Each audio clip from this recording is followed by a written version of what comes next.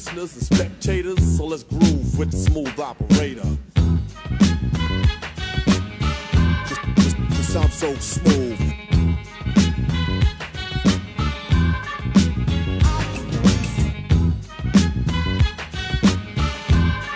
Just sound so smooth.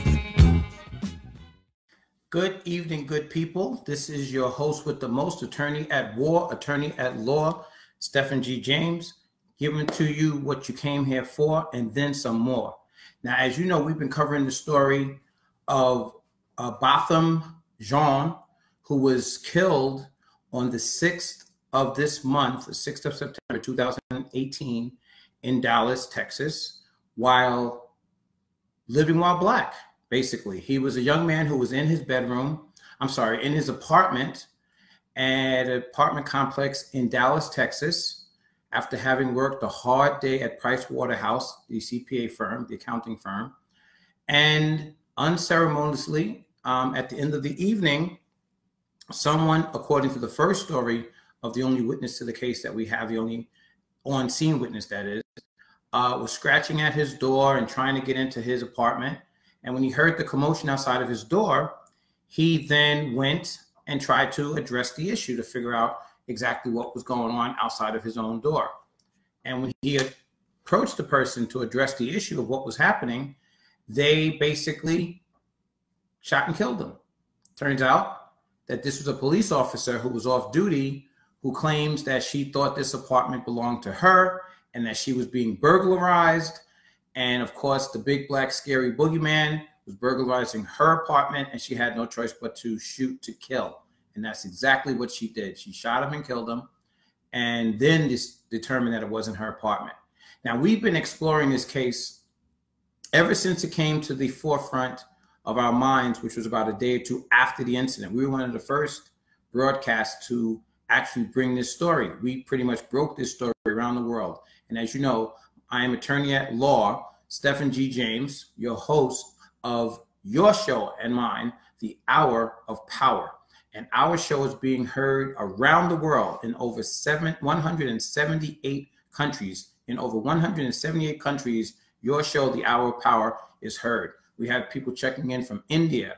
We have people checking in from various countries on the continent of Africa. We have people checking in from various countries on the continent of Europe. We have South America. We have, of course, North America. We have the United States. We have Canada. So the point I make is that we brought this story around the world, and we were one of the first to do it on Saturday, 2 days after the incident. In fact, less than 2 days, because it was Saturday at 12 noon on the regularly broadcast program, The Hour of Power. And we've also heard on Sunday on a special emergency broadcast, just like tonight is a special emergency broadcast, because this case and the facts around it are unfolding so quickly, and you know, just so much is being said, and so much rumor and so much innuendo, some of it true and a lot of it false, that we couldn't wait until our regular show on Saturday to bring it to you. As you know, we bring you more of what you asked for, and we give it to you raw. So we let you know what's going on right from the horse's mouth. On Sunday, you heard from the attorney representing the family, Esley Merritt, who later held a press conference the next day after his meeting with the district attorney of Dallas County. And he told us on Sunday, as he was heading to that meeting, what was going on in the case, that the two parties did not know each other, that this person who shot this young man, her name is Amber, they call her Pamper Amber. That was the word that was coming to my mind. Pampered Amber Guyger, Guyger. Well, Pampered Amber Guyger shot Mr. Jean in his own home and killed him. And we, from that point forward, we're hearing all kinds of rumors and stories in the window. People had a lot of speculation, some of it even wild, made out of whole cloth. So I brought in Esley Merritt, the attorney for the family, who knows the mom, who knows his sister, and the family who came over from St. Lucia, to get some clarity. And he spoke to us very well on Sunday and very clearly. Well, tonight we have another special guest. We have someone who not only lives on scene, but who actually was at the scene and actually can show us, contrary to what this young lady, this officer who was off duty and who shot this innocent, unarmed person in his own home said. Now, if you recall the first story, it has changed a number of times, but the first story she told the night of the shooting, September 6, 2018, shortly after the incident, which is when it's clearest in your mind, right? Your mind is clearer on what happened right when it happens than it is months or weeks or sometime later in the future.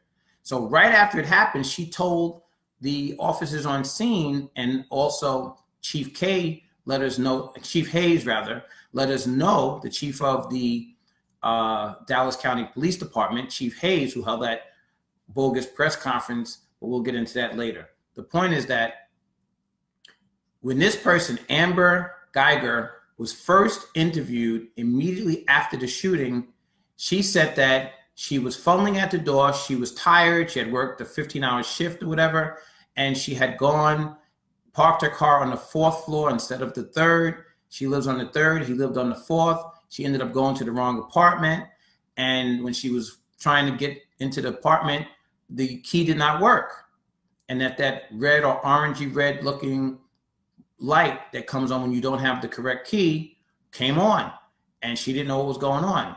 Now, eventually, I guess the door was open. She really didn't tell us how she got into the apartment to kill this young man, but she did say that eventually the door was open, and she saw this figure and thought she was being burglarized, so she drew her weapon and shot twice, hitting him once in the abdomen and killing him. The medical examiner, after examining the body and all the circumstances, determined that the death was a homicide. And you all, my good people, I know you like to do research and check on stuff. And Pinky, Brandy, if you're out there, I know you're one of my top researchers in my listening audience. You can tell us the definition of homicide. But the coroner has determined that this was a homicide. And that was her story initially. Well, we have someone who can kind of give us some clarity on what has been going on in this case, because she actually lives on the scene and has been to the scene. And she's been a resident of this apartment complex for over a year, so she kind of knows how it works. Anyway, Amber later on went on to tell us, after the 3-day waiting period, and we're going to give you some information about why it took 3 days to get an arrest warrant that only said manslaughter, when some people suspect this is actually murder. And we brought you the definition of the two type of charges, the differences between manslaughter and murder. I've posted on my site different things as well regarding manslaughter versus murder in the state of Texas. Because every state, as I told you, and this is your attorney now, attorney at war, Stephen G. James, each state has their own set of rules and laws. And although they're all based on the U.S. Constitution, particularly the 27 amendments to the Constitution, the application and certain legal definitions may vary. So it's important to distinguish and know the various laws and in the different states. So in the state of Texas, we reviewed the difference between manslaughter and murder, and we brought that to you on Saturday and again on Sunday. So we're not going to get into that again today on this emergency edition of your the Hour of Power, your broadcast, your international interactive international conversation and broadcast around the world in over 178 countries.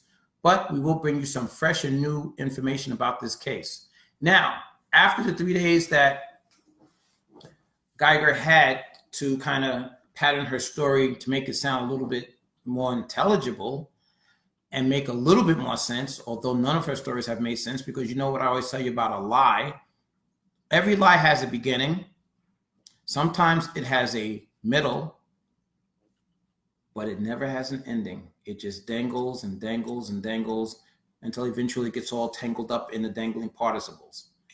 Okay? Now, in this case, she had 3 days to get her story together again, and she did, of course, change it.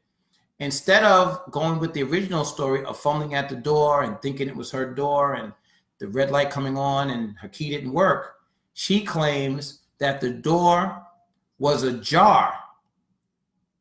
Now, I don't care if you're a police officer, on duty, off duty, whatever.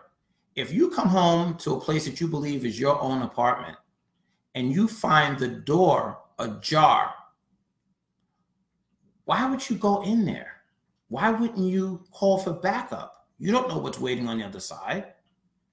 Instead, she says she found the door ajar, pushed it open, went inside, and encountered Mr. Jean, Mr. Botham Jean, in his underwear. Shame on him, in his own apartment at about 11 o'clock at night, relaxing in his underwear, alone.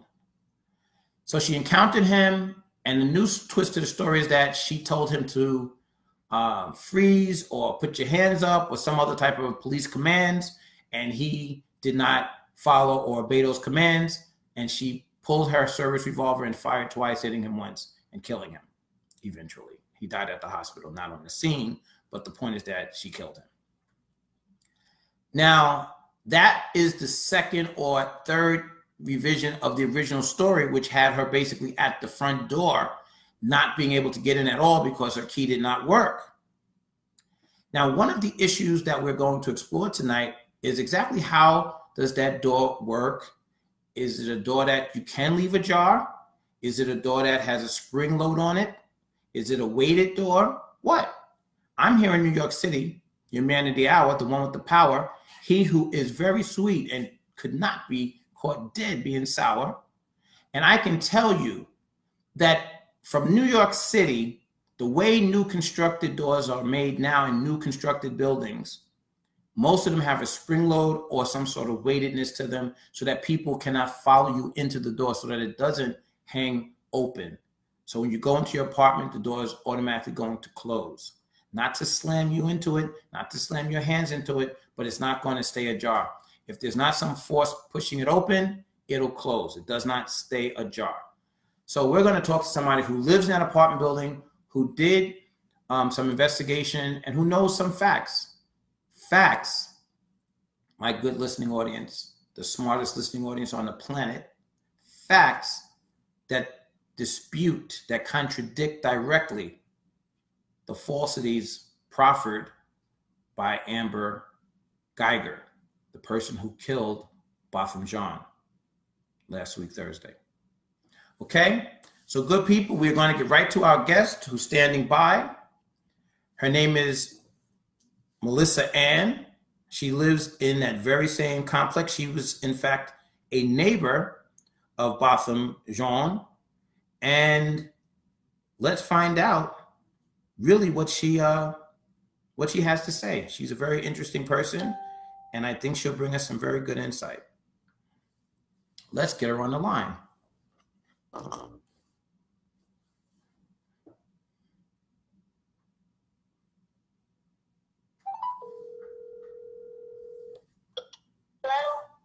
Yes, Malissa Ann?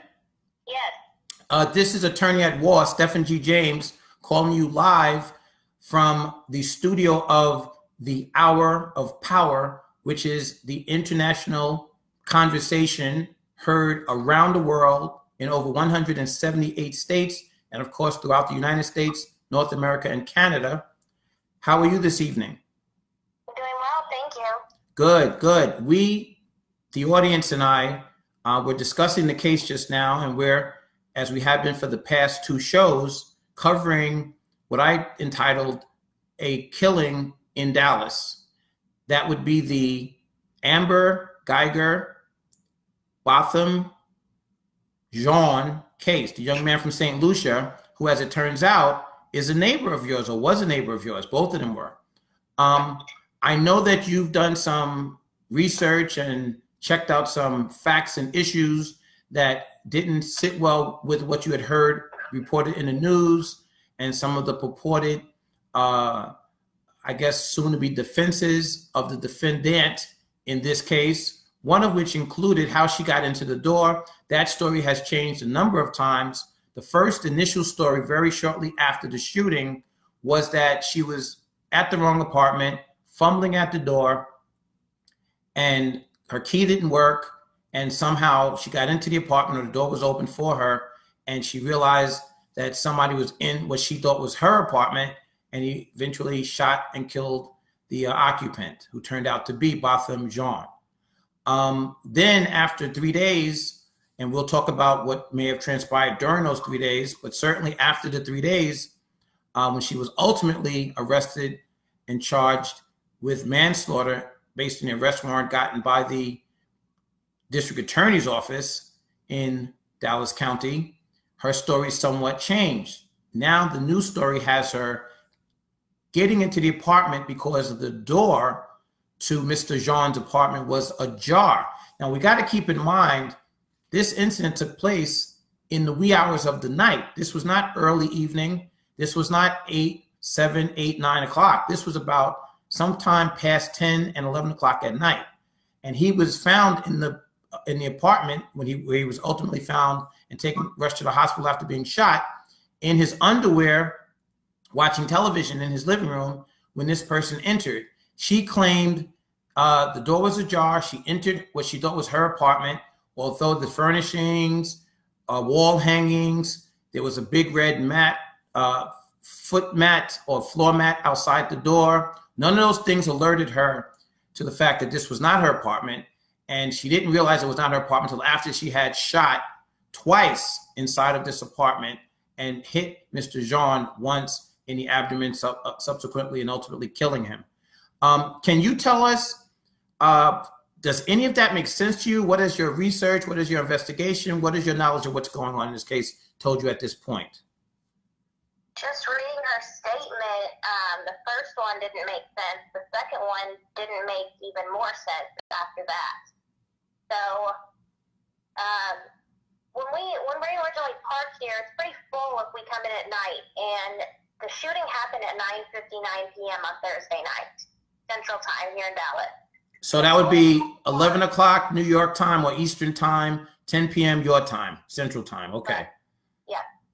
So she would have had to have parked on a higher garage level, which would have been accurate that she would have parked either on floors 4 or 5, because typically that's the only availability at that point. Okay, so it's not unusual, even if one lives on a lower floor, to park on a higher floor looking for availability of parking spaces. Absolutely. Okay, continue. So you would either at that point have access to the garage elevator. There's no elevators within the building. They're both located inside of the garage. Or you have options to go into the door. And there's actually 2 doors that you enter through. The first door will get you into the stairwell. The second door will get you into the hallway of that floor. Okay. Can you give us a brief description of the layout of the building? In other words, how many stories or floors are there of occupancy, apartments, and approximately how many apartments are on each floor? There are 4 floors total. As far as apartment number goes, that I'm not sure of. Okay. Can you tell us, in relation to the parking garage as you enter onto the residential floor, where would Mr. Botham Jean's apartment be? I tried to take a picture of a map the other day to see, because I have actually never been on that side of the building. He lives perpendicular to me, where I'm currently at. Okay. So he would have been, I'm not sure. Okay, can you give us an idea when you, I don't know. Okay, that's fair. When you enter from the parking lot to go to where his apartment ultimately is, would you say it's a good 1-minute walk, 10-second walk, 2-minute walk? How long would you have to be on that floor before you reach his apartment once you enter from the parking area? You have to go down a hallway and turn to go down another hallway. So you have to make an L. That's correct. And he lives at the end of the L? From what I'm seeing on this map, he would have lived in the middle. Okay, so it's a substantial walk, basically. Yes. And she lived directly beneath him, according to reports, correct? Correct. He was on the higher floor. Yes, correct. Now, I've done some research, and I know you have too, and you're right there on scene. You live in the building. I understand that in this apartment structure, the way it was designed, while all apartments, all floors are identical, there are some structural, architectural differences, correct? Absolutely. And can you describe for our listening audience from around the world if you're on the first, second, or third landing, what is the height of the ceiling, for example, from floor to ceiling? So the first floor has 15-foot ceiling, so it's pretty significant.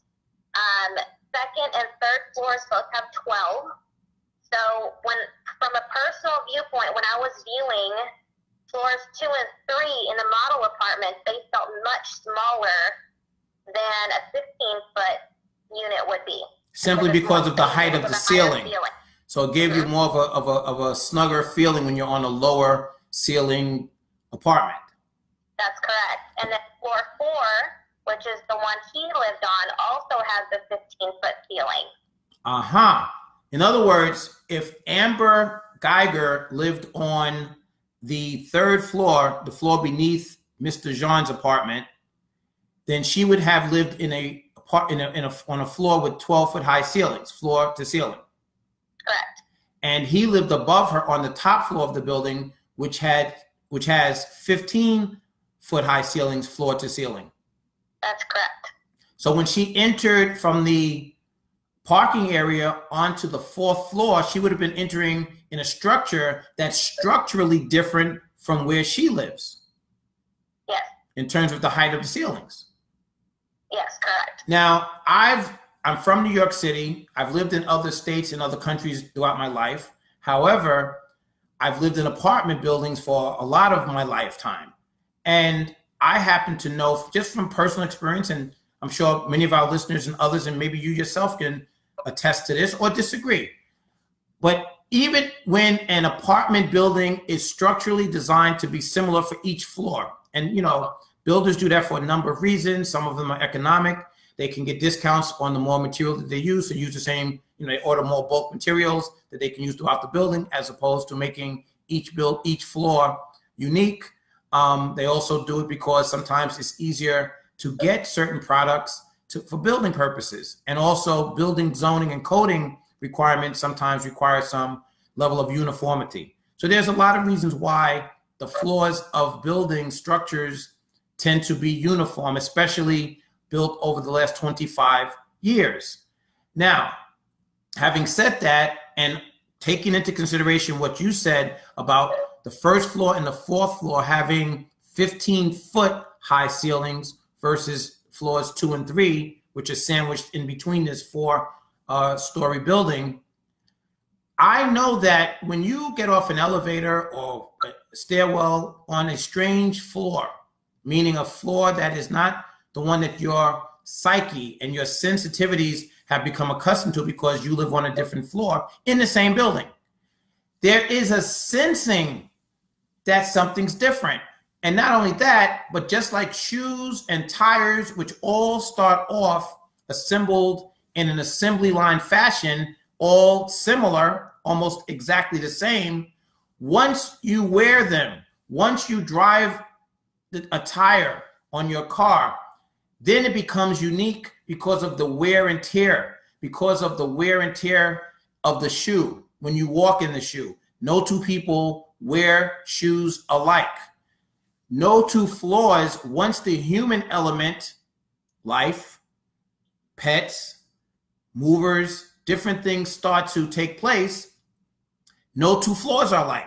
They were designed similarly. However, once you inculcate the human element and the living element, again, pets, people, movers, different things, they start to form their own distinct floors. In other words, she or anyone could detect once they reach a different floor, even if the ceilings were the same height as her floor, and they were not, there's a 3-foot difference in ceiling height, that something is different. There are foot mats outside the doors, different doors. I'm not even talking about Mr. Jean's door.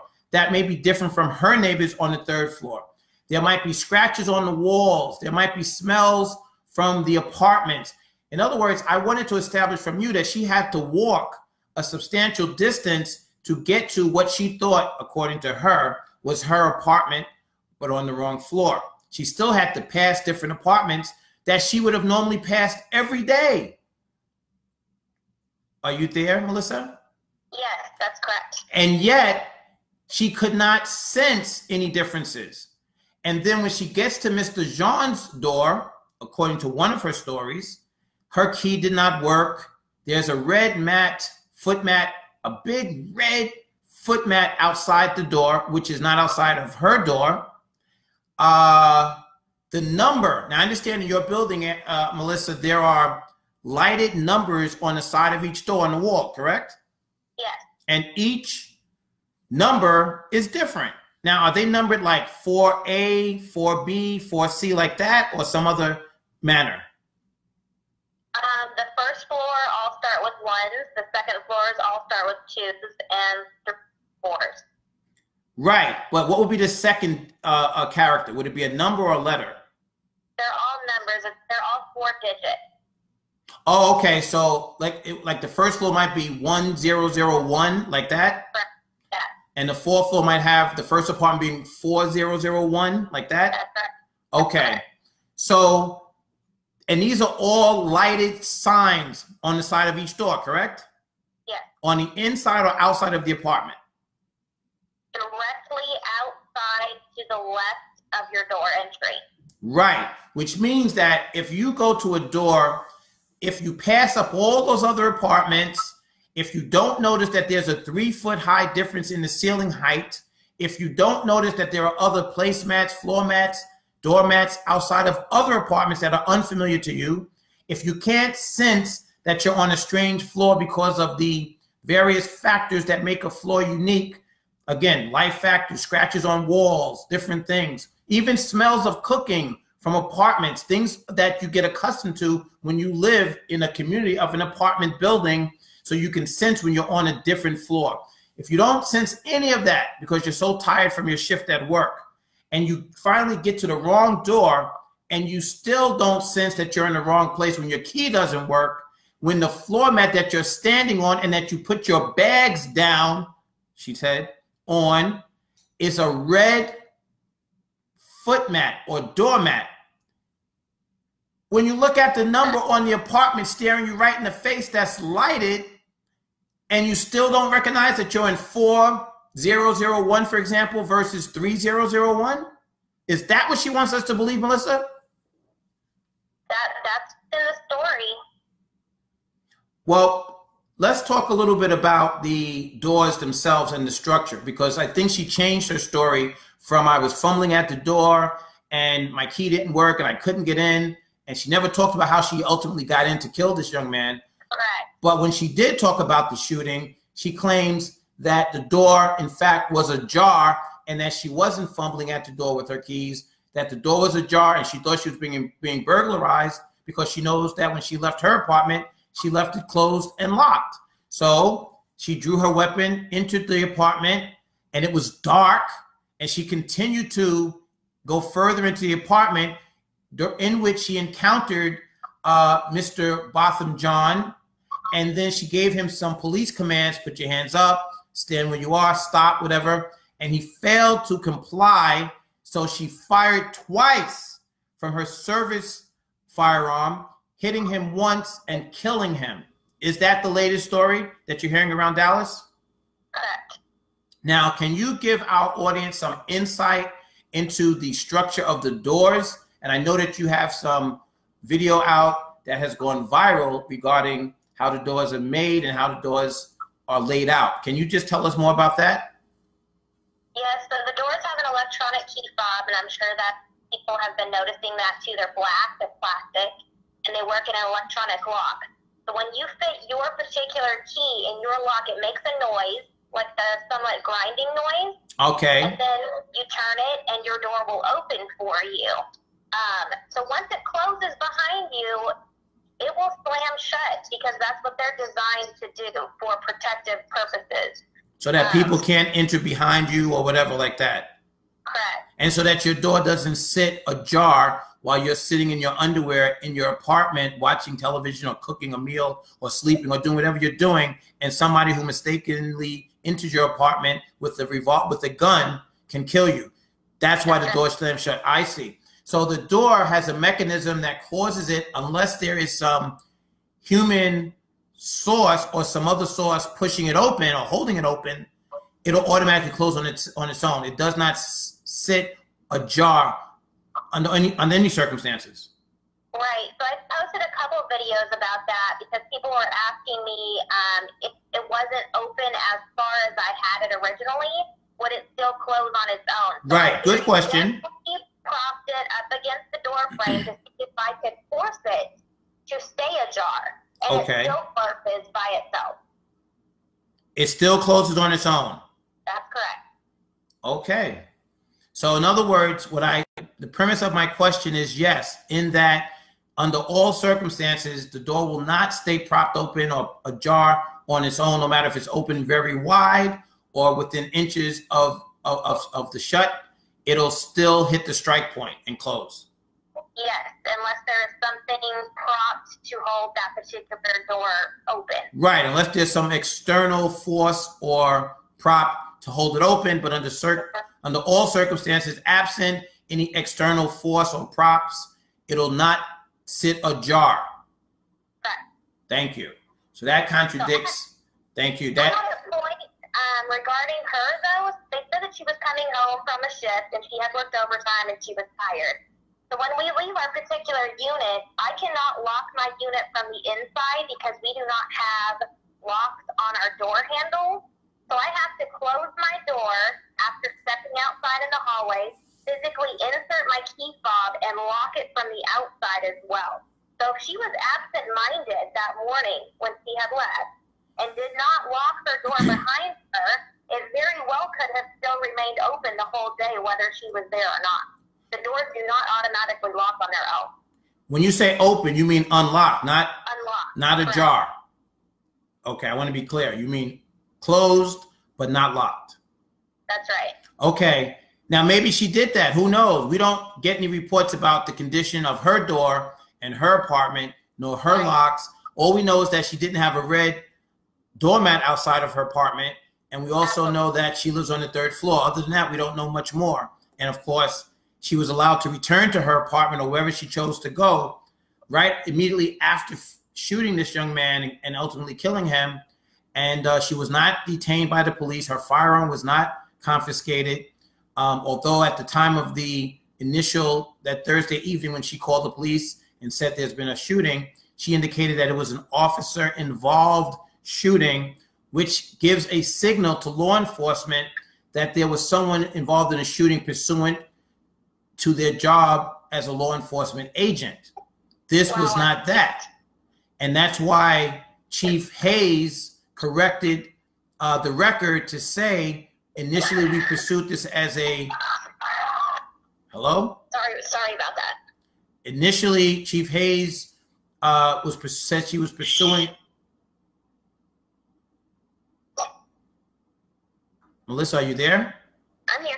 Pursuing this matter as an officer-involved shooting, and ultimately had to change direction because when they learned the initial story, the initial so-called facts, it was not an officer-involved shooting. It was someone who, in fact, had clocked out, was off duty, and was in the wrong apartment, not pursuing a perpetrator at all of any crime. And she, in fact, committed the crime of breaking and entering into this apartment, if you believe the second story. If you believe the second story, she was technically speaking, a burglar in the second story. An intruder. Yeah, definitely an intruder for sure. But she's, by the definition of burglary, and I know that one of my learned listeners out there will find the definition of burglary in the state of Texas, but generally a burglary is when someone enters the residence of another at night with the intent to commit a crime. Doesn't have to be a felony.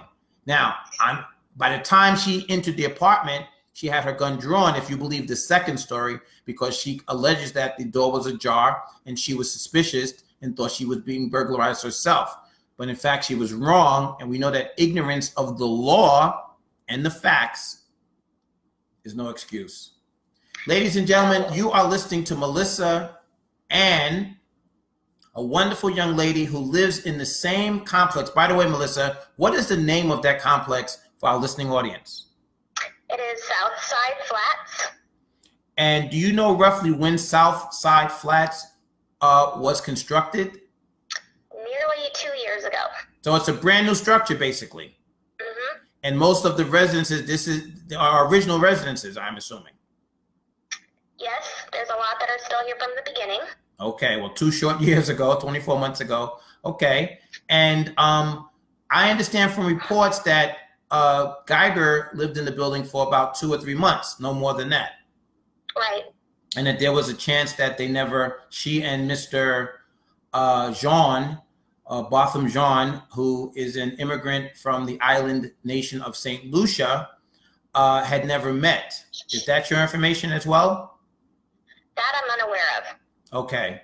Now you indicated in our conversations before you came to air this evening that there were protests in and around your building. Now, are you sure the protests were at the apartment complex, or were they at police headquarters, which are only about 2 or 3 blocks away from where you live? It's 1 block away, actually. It's 1 city block from here. Oh, so thank you. There was people at the headquarters, and then they actually marched by our apartment, and then they continued to march towards downtown.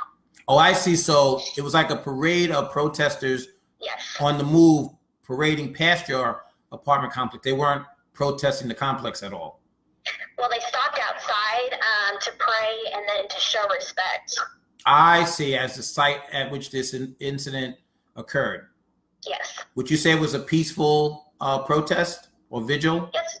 Yes, when I was present, it was. What day was this?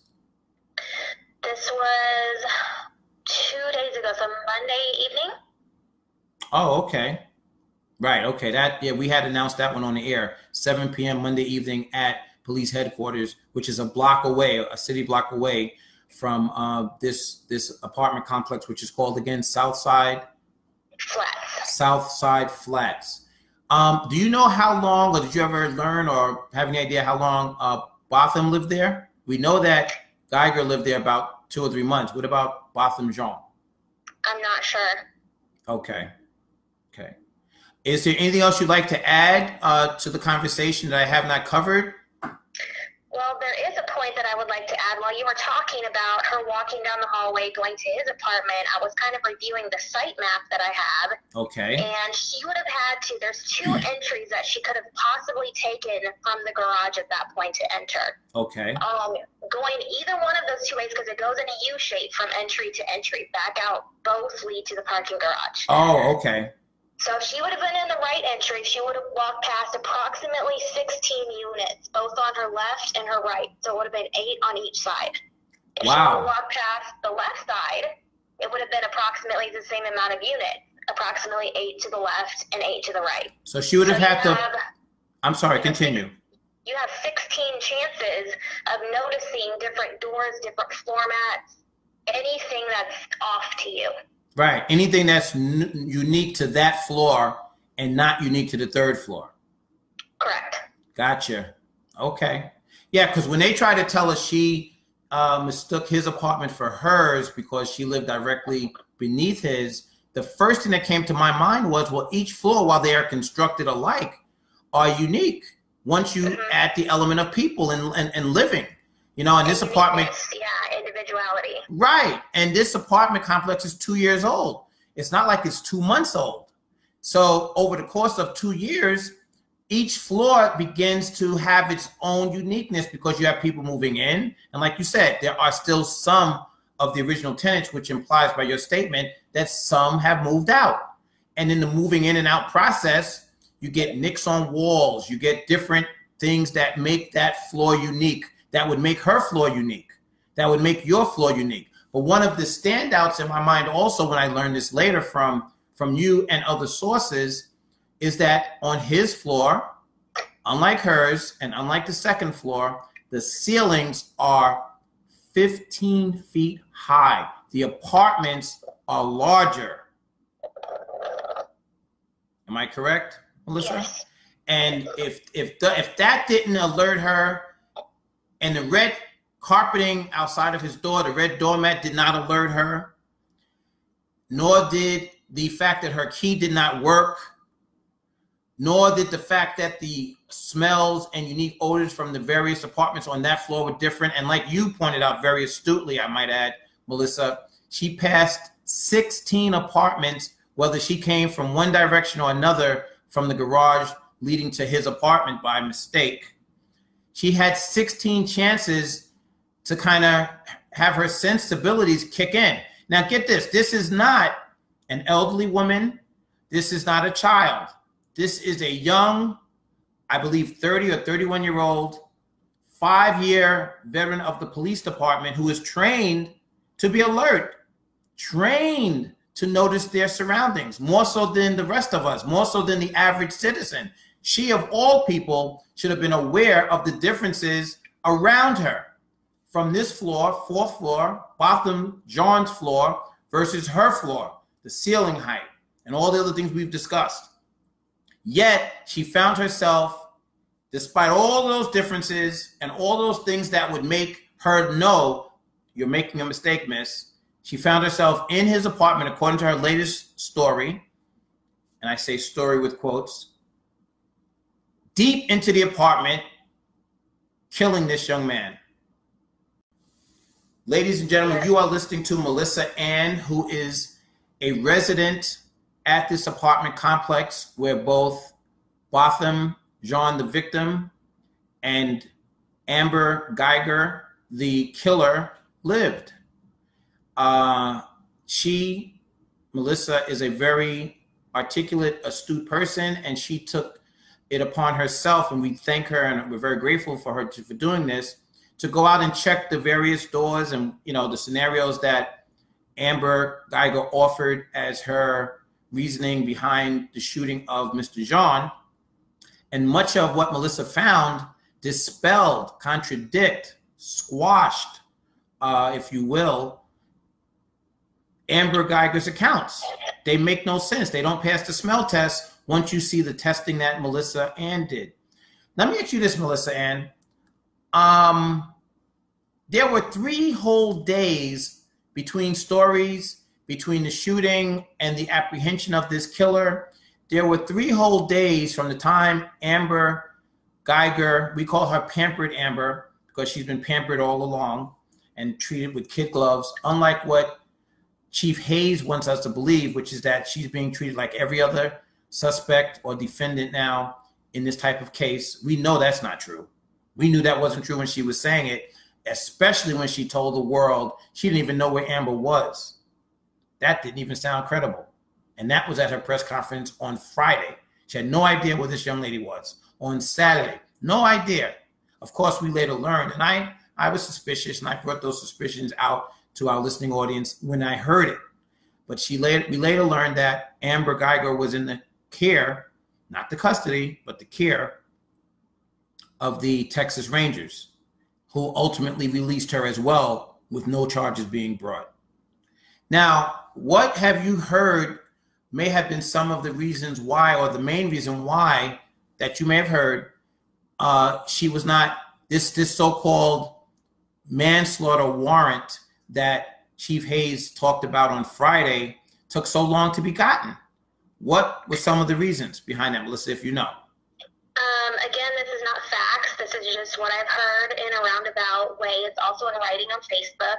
But they apparently went to one judge to try to get him to sign a manslaughter warrant.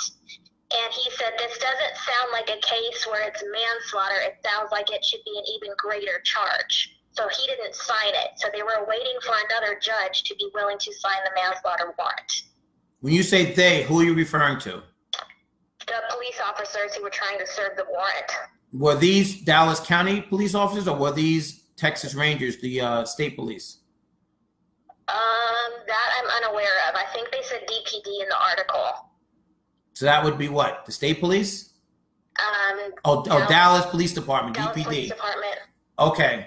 Well, in any event, either of the police departments were involved and still are, I understand, in this case. So whoever was trying to serve the warrant was intentionally waiting for an agreeable, aka soft judge who would sign a warrant for less than the charges and the gravity of charges that the initial judge on duty at the time, probably working arraignments or something over the weekend, refused to sign because that initial judge said, what? He looked at the application for the warrant, looked at the set of circumstances, probably heard some of the things that were going on in the media. He probably listens to my show, The Hour of Power. He's probably one of the many, many millions out there who watch and listen to our show. So he probably said, what? There is absolutely no way that I am going to support and therefore put my signature on a warrant for the arrest of this person for a measly manslaughter charge, which, by the way, in Texas carries a minimum of 2 years, maximum of 20-year sentence. So there's a long, wide breadth of a range of sentencings that so far Guyger is subjected to. And as long as the charges remain as manslaughter and not murder, then she will continue to be subjected to as little as 2 years for this killing. 2 years, folks. Okay, keep that in mind. Again, manslaughter in New York, for example, is not manslaughter in North Carolina, is not manslaughter in Texas or anywhere else. So Texas, for manslaughter, you can get as little as 2 years. And I even understand under certain circumstances, you can get probation. Probation. So we have to watch this story and stay vigilant and stay on top of things. We do not want this one, like so many have in the past, to slip through the cracks. Mr. Botham Jean, who led by all accounts, even the head of the police union, the largest police union in Dallas, Texas, said he led an exemplary life. He was a model citizen. He was a churchgoer. He was a volunteer. He was a very, very valued employee at Price Waterhouse, the CPA firm. He was an analyst there. He was an all-around good guy. And the prime minister of St. Lucia, his home country, came and met with the mayor and I believe the police chief, although I'm sure he hadn't heard her press conference beforehand, Chief Hayes, on behalf of the family. Prime ministers don't do that. This young man was exemplary. Fine young man. Didn't have a record. Didn't have, and I don't mean a singing record, didn't have a police record, no arrests, no problems, no nothing. Was a happy-go-lucky figure in the community. And now he's dead. And we want to know why. And we want justice for Botham Jean and his mom and his family. And we will not stop until we uncover the lies and get to the bottom of the lies and the potential cover up. Because we were told on Friday's press conference by the chief of police of Dallas County that they were going to be transparent, that they were going to be open and honest as much as possible, and that she had the best investigators and detective squad in the business and the best trained officers. And then she commenced to tell us they didn't have any idea where Amber was, which was a lie. So there you have it, folks. So we have to watch everything with the jaundiced eye. We must be suspicious. She is being treated with kid gloves. She is being pampered Amber. She is not being treated like you or yours would be treated, nor mine, nor I. She is not being treated the way Malissa Ann would be treated had she gone into the wrong apartment in that same complex with a loaded weapon and killed the occupant, the lawful occupant of the apartment, because she was sleepy and went to the wrong apartment. Malissa Ann would not be here. You would not be here, nor I would not be here. So we have to make sure that justice is served and that pampered Amber does not get away with murder. And that's why the first judge refused to sign a manslaughter warrant. Did I get it about right, Melissa? Absolutely. Thank you. Now, good people, Melissa is very brave and courageous to come forward to speak to the world about this case, to speak to the world about what she knows, about how some of what Amber has told us cannot be true in any way, shape, or form. She's very courageous. She lives a block away from these people, okay, who were sworn to serve and protect. But we know their true history, and we know what they're capable of.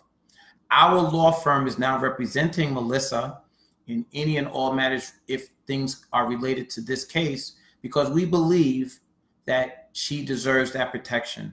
So we are going to represent her pro bono, because we want to encourage good people like her to come forward and tell us what they know. That's the only way that people like Botham Jean and other victims of police brutality, of killings, of unjustified killings will get some semblance of justice. It is a shame that good people coming forward to tell the truth have to have protection of a law firm in order to be able to get that truth out.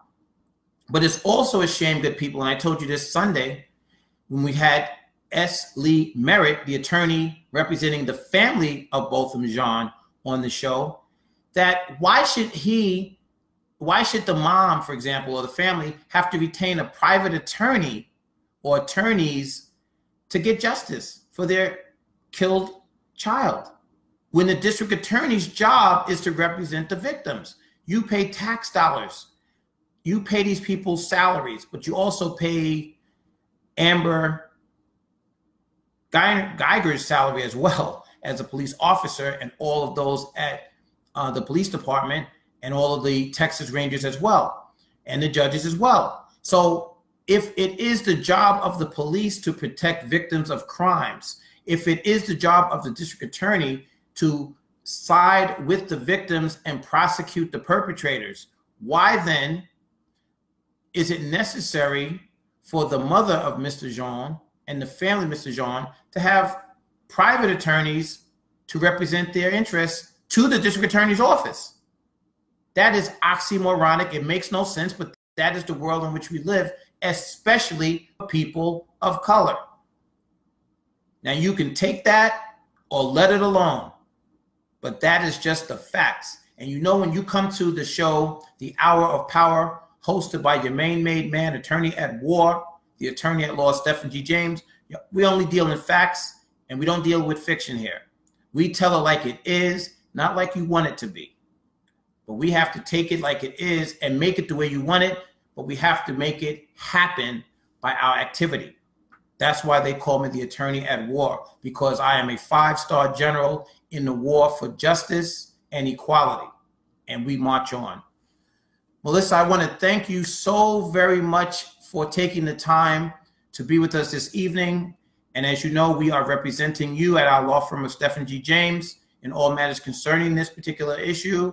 And I just want to caution you to be careful. Keep us posted on what's going on. If anyone's trying to contact you or anyone's trying to speak with you regarding this against your will or even within your will, of course, you'll keep us posted and stay in touch.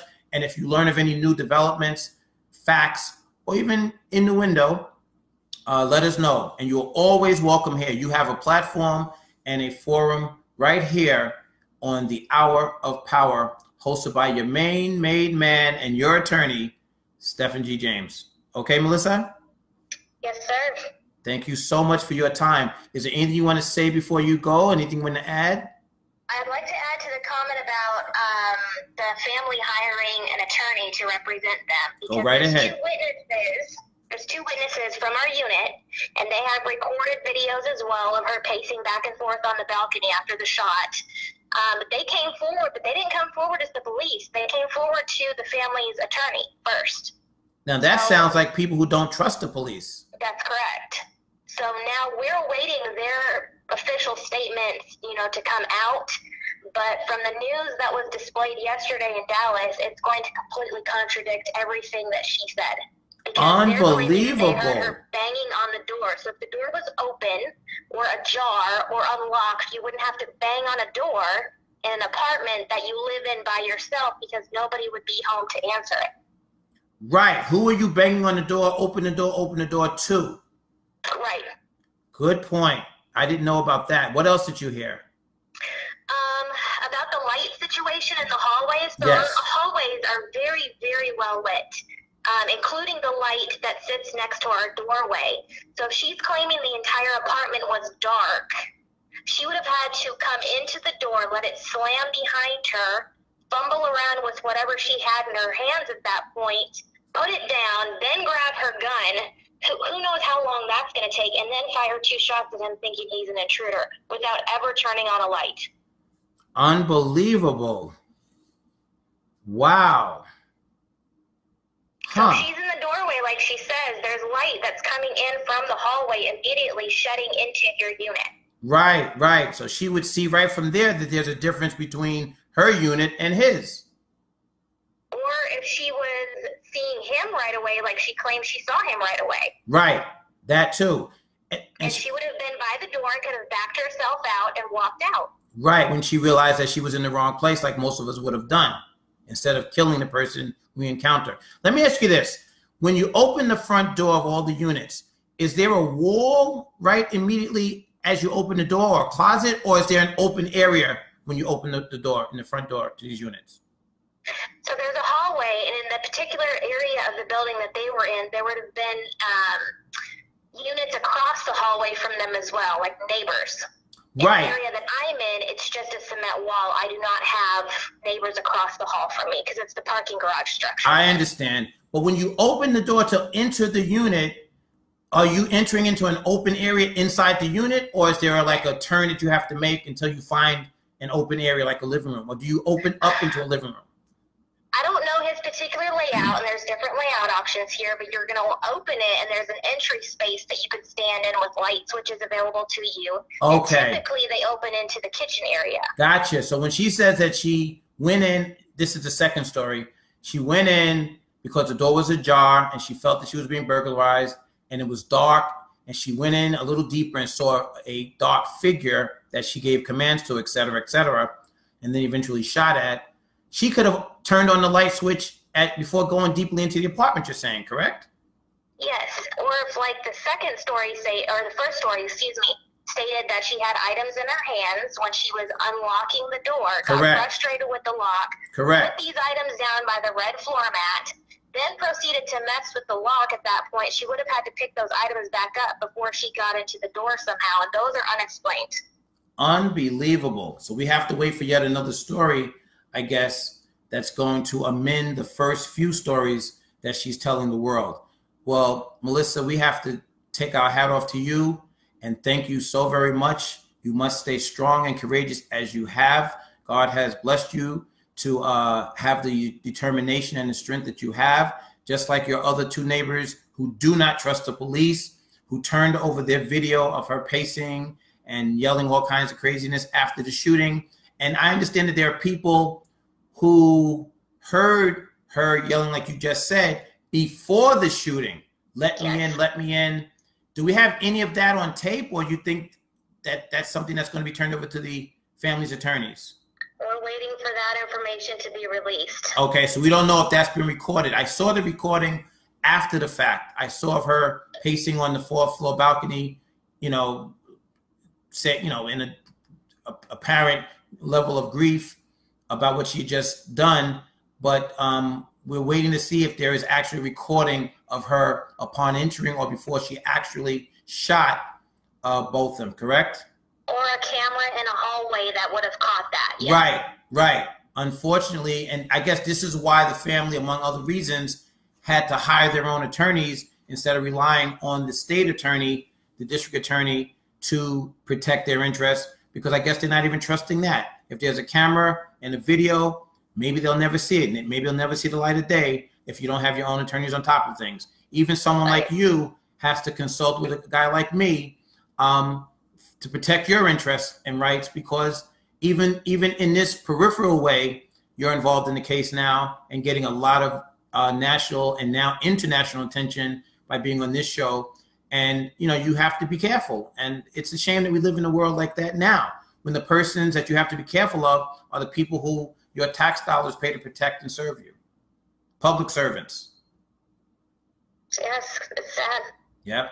Well, thank you so much. If there's nothing else to add, we will definitely have you back. And of course, you will be keeping our law offices apprised of any developments regarding you personally. and I want to definitely show our appreciation to you, our audience.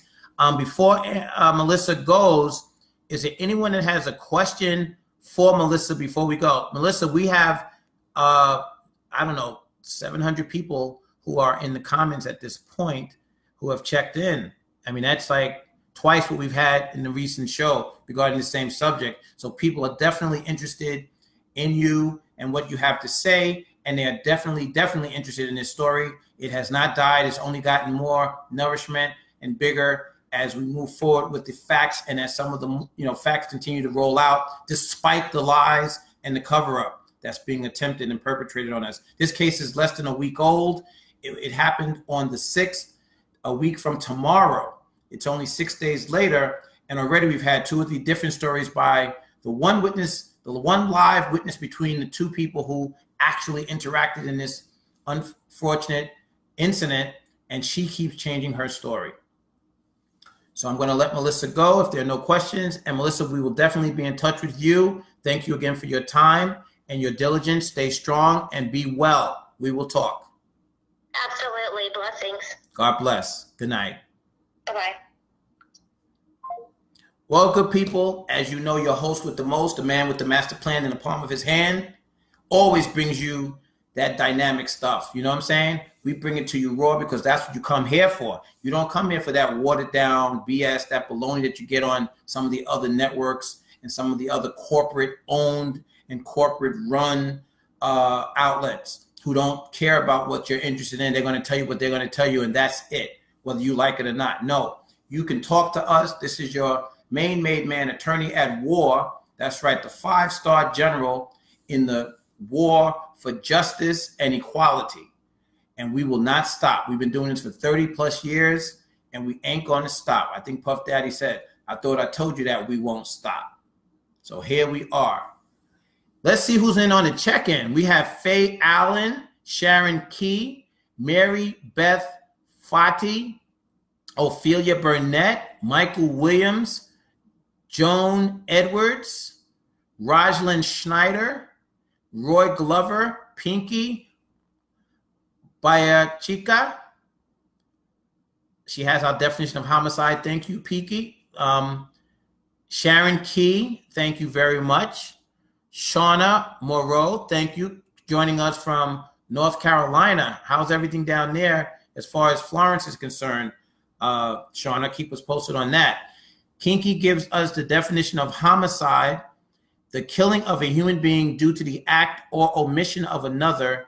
Included among homicides are murder and manslaughter, but not all homicides are a crime, particularly when there is a lack of criminal intent. Right. We talked about criminal intent the other day.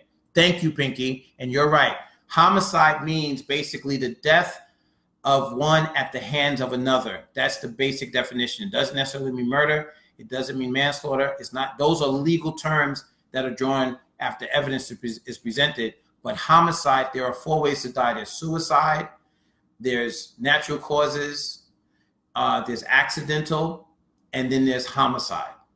So those are the 4 ways that a coroner can determine someone has expired, either by suicide, at your own hands, accidentally, naturally, illness or age, or homicide.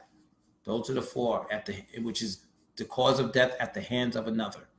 So those are the 4 ways. Thank you so much for that, Brandy, Pinky by Chica. Rajlyn Snyder has joined us. I called to check in. Yeah, you're right. Pinky is quick.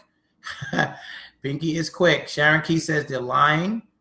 Elena Stevens checked in. Faye Allen, Mary Beth, everybody. The officer was involved in another incident that resulted in a death last year. Now, I know that this same person, Pampered Amber Guyger, was involved in a shooting in which she fired her gun into the belly of a Latino man during some sort of alleged scuffle with her and 2 other officers in Dallas. I'm not sure that he died, but if you have that information, Pinky, please let us know. I was told that, yes, she was involved in that shooting, but that he didn't die and that he was actually being prosecuted and is being prosecuted now. It happened about 12 months ago. But if he died, let me know. Roy Glover has checked in. Hey, Roy. Shauna Moreau, I seen that too, Pinky. Rosemary Gutierrez. Barbara J. Harris, the red floor mat was in front of his door. That's right. And that should have alerted her to what was going on. That if she didn't get alerted by the fact that the ceilings are 3 feet higher, 3 feet, a whole yard. I can't even show you on this. 3 feet higher. That didn't alert her. The smells of the various door cooking of the apartments that are unique to that floor. The wear and tear of that floor. Maybe scratches in the carpet. Maybe stains in the carpet as she's walking through the hallway. The various floor or doormats of other apartments. As the witness, Malissa Ann, just told us, she had to pass at least 16 apartments, 8 on each side, walking down the hall, no matter which entrance she came in from the garage. So she had to pass at least 16 different apartments that are not the same as the ones on her floor. And still she didn't notice anything. Then she got to the red carpeting, and still she didn't notice anything. We're going to get to the bottom of this stuff. This stuff smells to whole high hell. Let's keep doing the check-in. She literally had a big red stop sign at the door.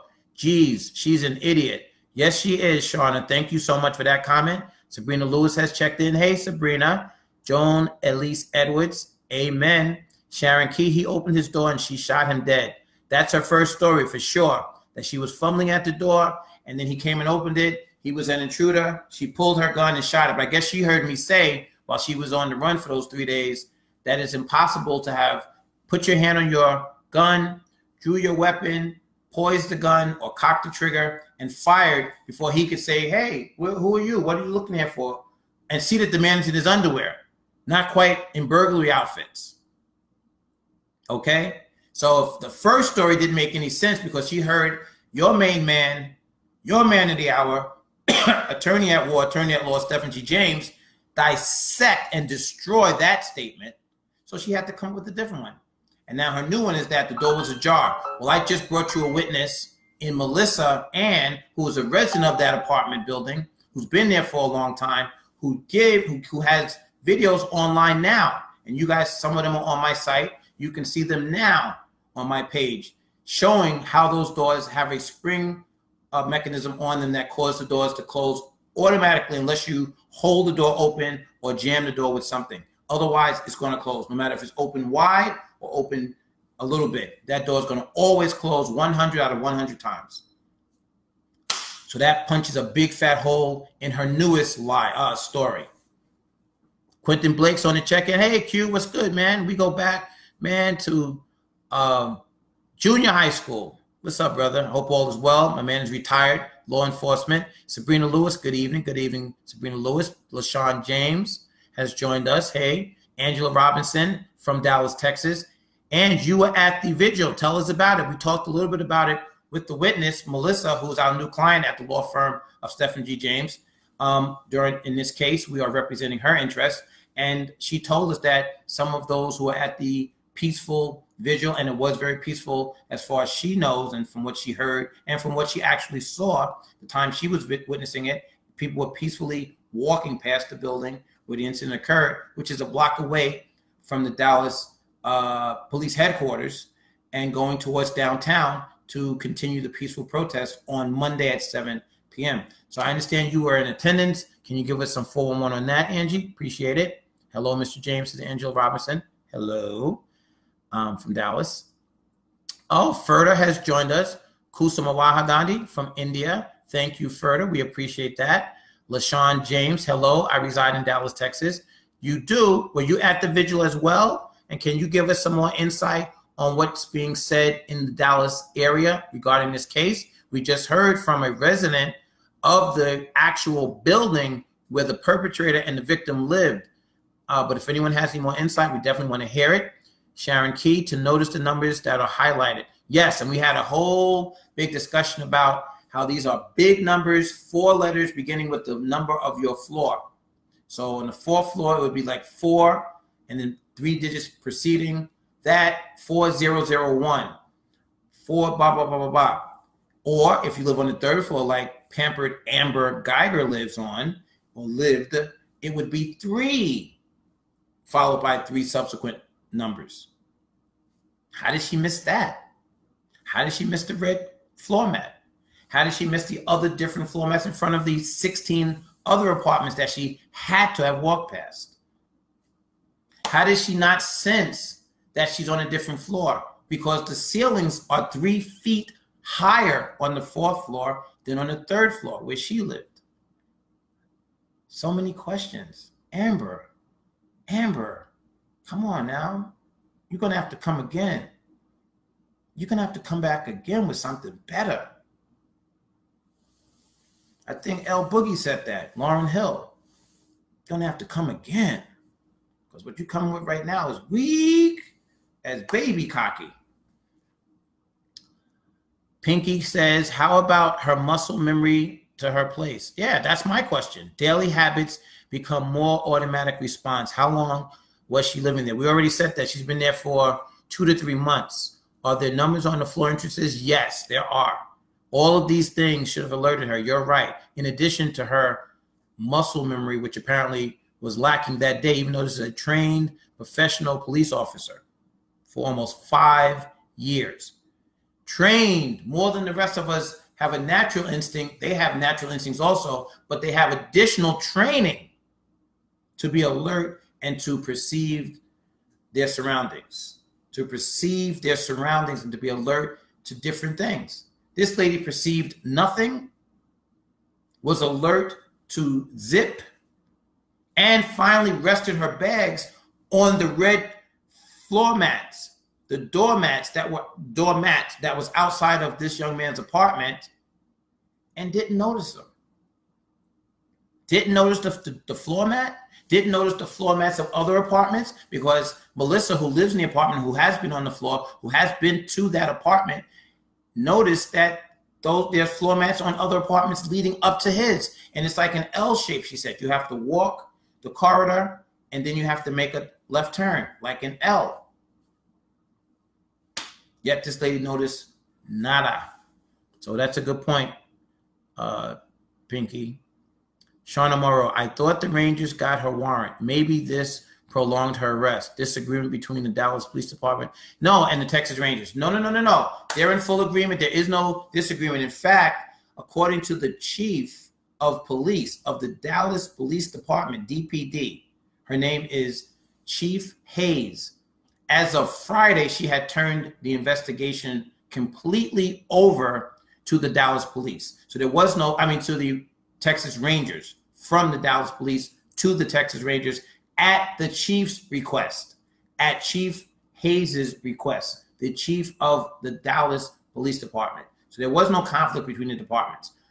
What we are told, and I have a tendency to believe this version, is that they were shopping around, whether it was the Dallas Police Department or the Texas Rangers, for a soft judge who would sign a minimal warrant of manslaughter, because the first judge, who was on duty when they came for the warrant to be signed over the weekend, refused, after hearing the facts and circumstances and possibly this show here on Saturday, after we dissected her ridiculous lie and story, he refused to sign such a paltry charge of manslaughter. He felt the charges should have been upgraded at the arrest level.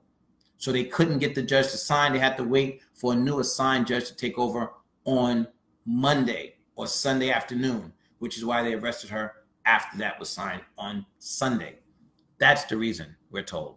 Not because there was a conflict between the police department and the Texas Rangers. But sometimes there is, but not in this case. The Rangers are in this case at the request of the chief of police. Hassan Aziz has joined us. What's up, Hassan? Assalamu alaikum. Sharon Key, absolutely murder, says Sharon. Shauna says murder. Jimmy Santana Severino. Hola, amigo mío, ¿cómo tú estás? Junto con nosotros de la República Dominicana de Camus, which is a small town outside of Puerto Plata, un pueblo de Puerto Plata, en la República Dominicana. ¿Cómo está usted, hermano mío? Encanta la discusión, la conversación. So you guys know we are international here. We have the only interactive, international, worldwide, multi-country, over 178 countries are represented in our audience. And all over the United States, North America, Canada is represented here as well. And, you know, we have people from the Caribbean, from various islands, including the Dominican Republic, from South America, Colombia, Argentina, Venezuela. We have people from Mexico.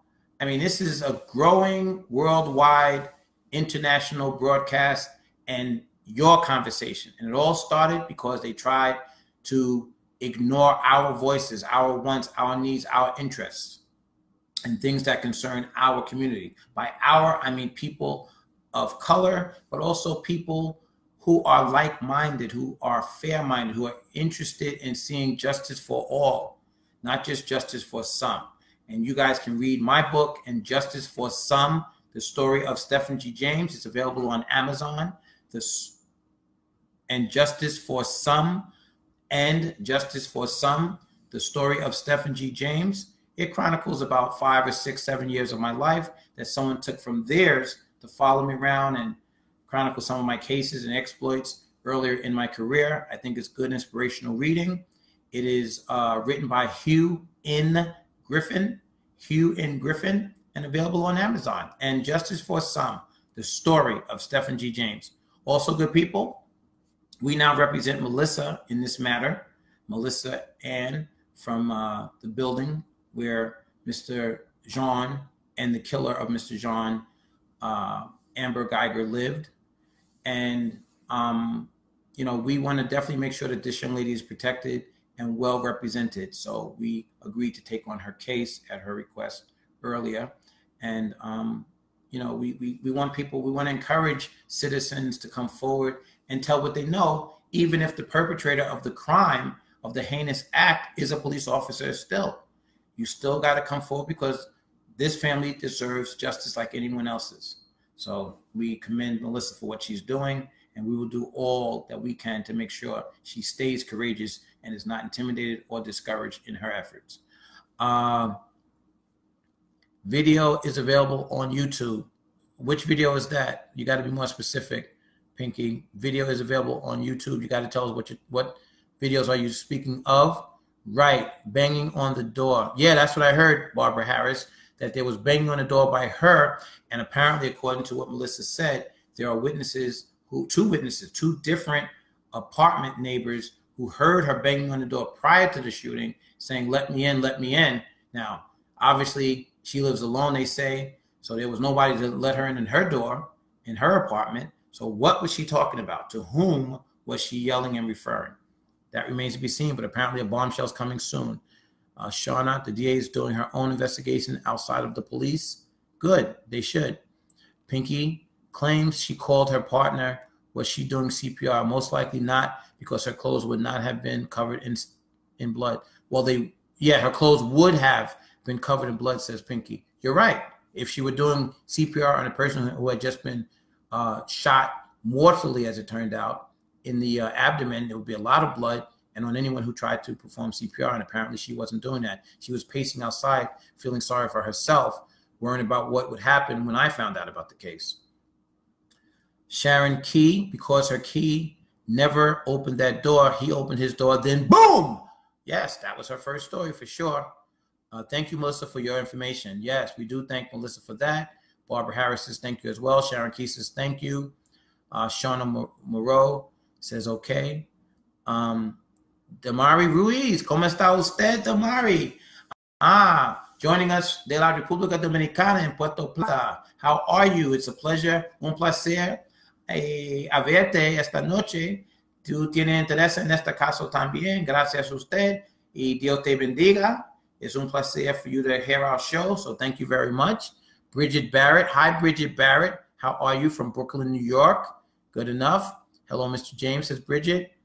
Thanks, Stephen. My pleasure and my privilege. Winetta Wilkinson has joined us. Robbie Adams from Canada has joined us. Peter Gray, my main man, is here listening to his favorite show, The Hour of Power, his favorite live, interactive, national, worldwide broadcast, heard in over 178 countries. So thank you very much, Peter Gray. Good people, I urge you, if you like this show and if you think we're bringing it to you and giving it to you like you want to get it got, then, you know, tell a friend, tell friends to come in and participate and listen to our show. We want to grow because we think what we have to say and what our messages and our subjects are of importance to our community, to people who think like us, who are like-minded, who are fair-minded, who are interested in justice for all, not just for the some and not just for the few.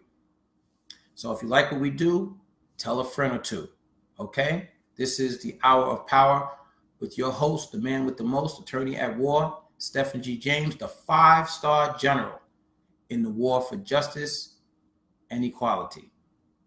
Now, I'd like to tell you folks how to get in touch with me. If you ever need legal advice or you have a legal question, my number is area code 646-905-9000. 646-905-9000. And you could always go to our website, stephengjames.com.